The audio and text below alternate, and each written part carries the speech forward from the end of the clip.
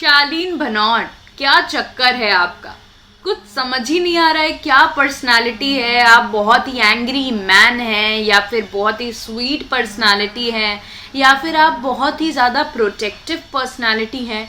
कुछ समझ में नहीं आ रहा। एक ऐसा रिश्ता जो आपने स्टार्टिंग से बनाए रखा, यानी कि टीना के साथ, वो टूटा। उसके बाद एक नया रिश्ता बना प्रियंका के साथ, और अब दोनों ही रिश्ते में धोखाधड़ी, क्योंकि अब इनकी बात हो रही है मंडली वालों से। क्या मंडली वालों के इस नए साजिद खान बनना चाहते हैं शालीन भनोट? आइए जानते हैं मेरे साथ, यानी अरिमा के साथ, ओनली ऑन टेली खजाना। तो क्या आपको याद है कल के शो में हमने देखा कि शालीन बैठे हुए थे, शिव, MC स्टैन, सुम्बुल शायद थी वहां पे, जी हाँ, और निमृत, और तब वो बात कर रहे थे प्रियंका के बारे में। हालांकि प्रियंका टीना से ही इनके बारे में बात करती हैं, और इसके अलावा और किसी से नहीं करती। जो इनके बहुत ही बड़े दुश्मन हैं उनसे एकदम भी नहीं करती। लेकिन ये बात शायद शालीन को नहीं समझ में आ रही है कि वो एक ऐसी मंडली है जो इनका पूरे टाइम पोपट करती रहती है। तो शालीन ने उन मंडली वालों के साथ बैठ के बोला कि अंकित मुझे बोल के गया था ध्यान रखना, इसलिए मैं कुछ बातें इग्नोर कर देता हूँ प्रियंका की।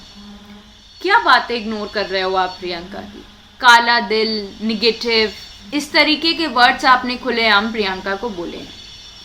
प्रियंका को धोखा देने की भी आपकी पूरी तैयारी दिख रही है, क्योंकि जब कैप्टनसी की बात आई, जहां पे आप अपने दोस्त का साथ दे सकते थे, जहां पे प्रियंका ने सीना ठोक के बोला था कि वो आपका नाम लेंगी, आपको कैप्टन बनाएंगी, आपको हेल्प करेंगी, वहां दूसरी जगह आप जब कैप्टनसी में निमृत का होना चाहिए कि नहीं होना चाहिए का मौका आया, तो आपने कह दिया निमृत का ही नाम होना चाहिए और उनको ही कैप्टन रहना चाहिए। बल्कि एक जगह आप खुद उनको हटाने की प्लानिंग करते हैं टीना और प्रियंका के साथ।